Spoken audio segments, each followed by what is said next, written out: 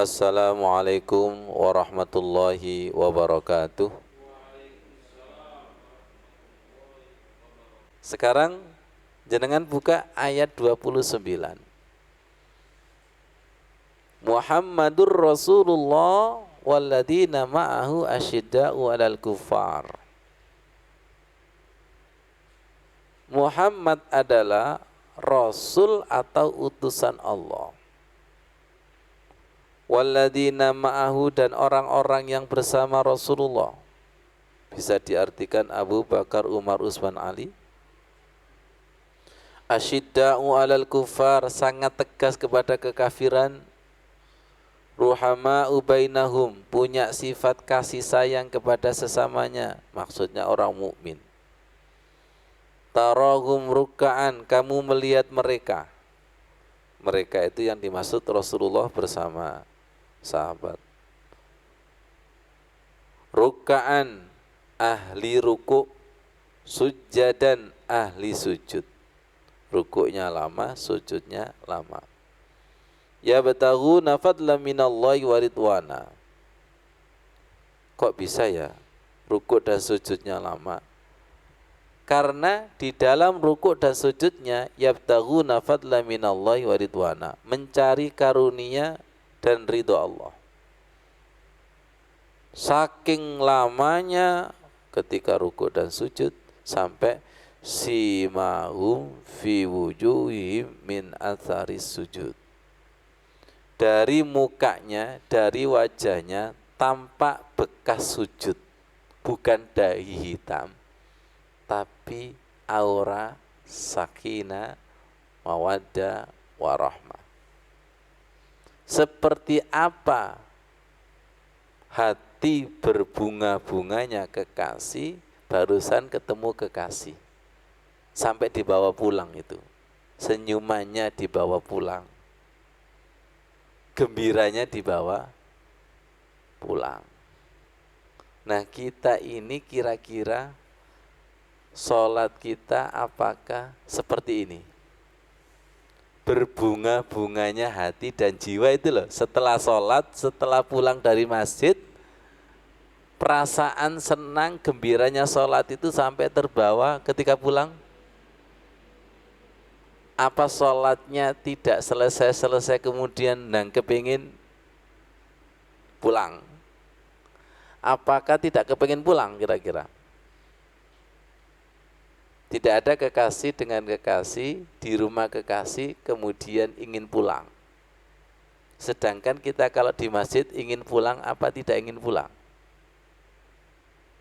Sekarang kita balik, ibu-ibu di pasar ingin pulang apa tidak ingin pulang? Semoga paham. Semoga paham. Sujudnya Rasulullah bersama sahabat itu tidak kepingin menyudahi sujudnya. Tidak kepingin segera bangkit daripada sujudnya. Perhatikan, sujudnya itu berbunga-bunga. Simahum fi wujuhihim min asari sujud. Saking bunganya sampai tidak ingin duduk atau tidak ingin berdiri. Saking bunganya kekasih dengan kekasih, tidak ingin keluar dari rumah kekasih. Ustadz, kayaknya saya nggak bisa. Jangan dipatahkan, biarkan. Biarkan. Kira-kira simahum fi wujuhihim min asari sujud ini kira-kira diwarisi siapa? Sujud yang tidak ingin bangkit itu kira-kira diwarisi siapa? Diwarisi oleh qad aflahal mu'minun, diwarisi orang-orang mukmin. Kira-kira panjenengan mau enggak? Mau?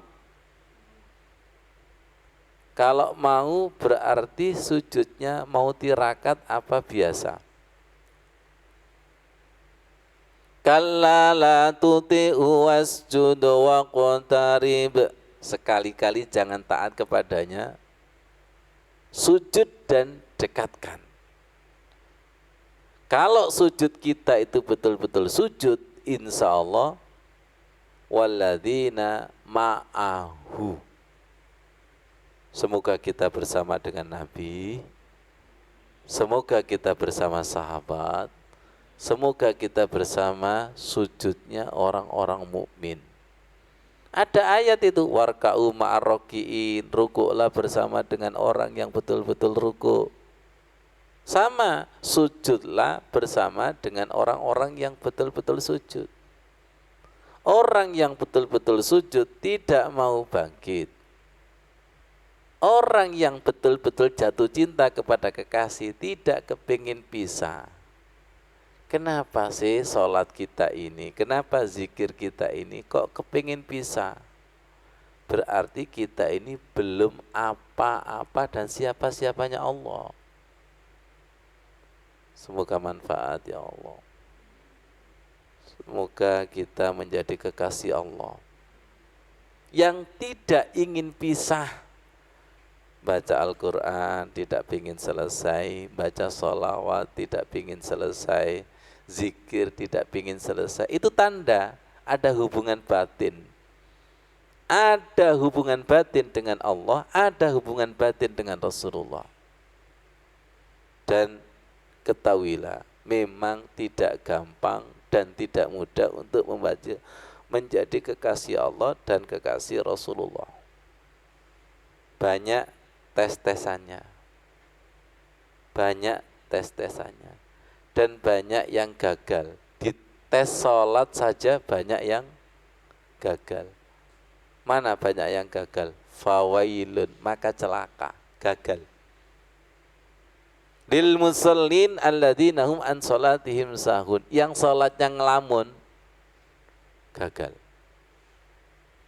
Jelas, wasta'inu bisobri wassalah, minta tolonglah kepada Allah dengan sabar dan sholat, gagal. Banyak orang yang tidak sabar di dalam sholatnya, tidak sabar di dalam geraknya, tidak sabar di dalam doanya. Lihat, orang itu kalau minta, memaksa apa butuh kesabaran? Orang itu kalau meminta, yang disebut meminta dari bawah ke atas, apa dari atas ke bawah? Ad-doa'u, yang disebut doa itu adalah meminta, memohon dari bawah ke atas. Sedangkan kalau memerintah dari atas ke bawah namanya perintah. Perintah.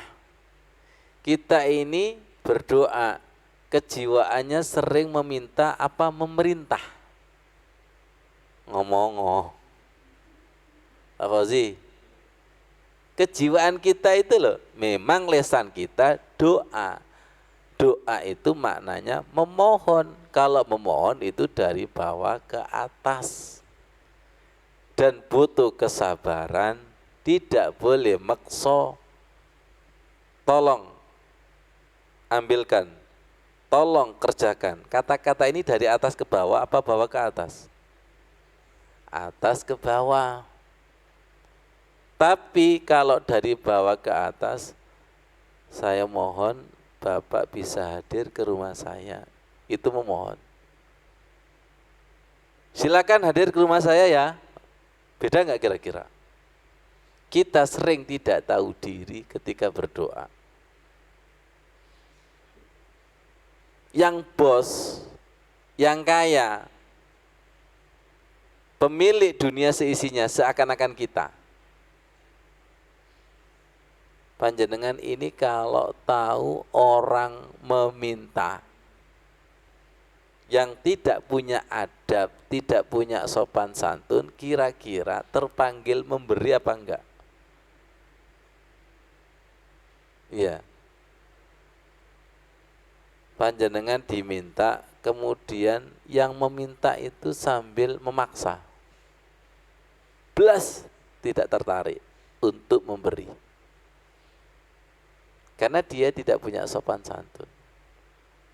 Sebentar, jadi kita ini ngerasani siapa sih? Ono wonge enggak? Kok gitu ya adab sholat kita? Yang namanya meminta dan memohon itu kan butuh kesabaran. Beda dengan memerintah. Orang yang memerintah, karena yang memerintah itu kaya, bisa memaksa. Kenapa? Wani ono duit, ada uangnya. Tolong ya, sehari selesai. Ya Bu Tuti, silakan buat paspor, SIM ono duit. Coba itu. Kilat. Tapi tidak ada uang, memaksa segera cepat ketemu piro. Allah kita suruh-suruh, kita paksa dengan cepat. Giliran Allah memanggil hayya ala sholah, ditunda-tunda. Zakat dan sedekah ditunda-tunda. Ayo tobat, nanti kalau ditunda-tunda. Saya malu ketika mengatakan anta Rabbi, ya Allah, engkau adalah Tuhanku, engkau adalah pengaturku, wa ana abduk, dan saya ini adalah hambamu. Kemudian seakan-akan Allah bertanya, temen sukanan, temen, sudah pasrah kepada saya, anta Rabbi wa ana abduk, anta Rabbi wa ana abduk, engkau adalah Tuhanku dan saya adalah hamba dan siap menghamba. Ini sehingga doa-doa kita banyak tidak dikabulkan, karena kita sering berdoa tapi memposisikan kita di atas, bukan di bawah. Karena memposisikan di atas, akhirnya tidak bisa walladzina ma'ahu. Tidak bisa warka'u ma'arroki'in, rukuklah bersama dengan orang-orang rukuk. Lihat gerakan rukuk itu kan begini, dari berdiri kemudian rukuk, itu kan rendah hati ke bawah. Sujud lebih ke bawah lagi. Kalau ke bawah, lebih ke bawah lagi, bisa ma'a. Pelan-pelan. Lihat air. Kalau ada tanah kemudian tinggi, sebelahnya itu rendah, kira-kira yang basah oleh air yang rendah apa yang tinggi? Rendah kan? Oke.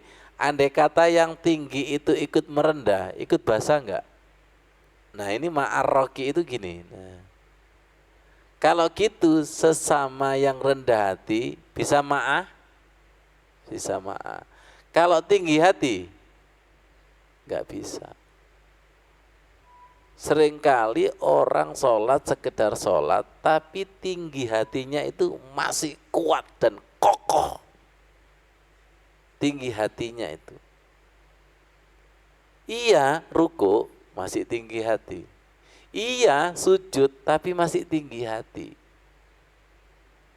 Allahu Akbar, tinggi hatinya kita hilangkan dengan takbir. Wa kabbiru takbira. Rendah hati, rendah. Ayat lainnya adalah waqumu lillahi qanitin. Berdirilah di hadapan Allah itu dengan tunduk dan rendah hati. Semoga jenengan gak bosan ke. Semoga jenengan itu tidak bosan. Shadaqallahul adzim. Wassalamualaikum warahmatullahi wabarakatuh.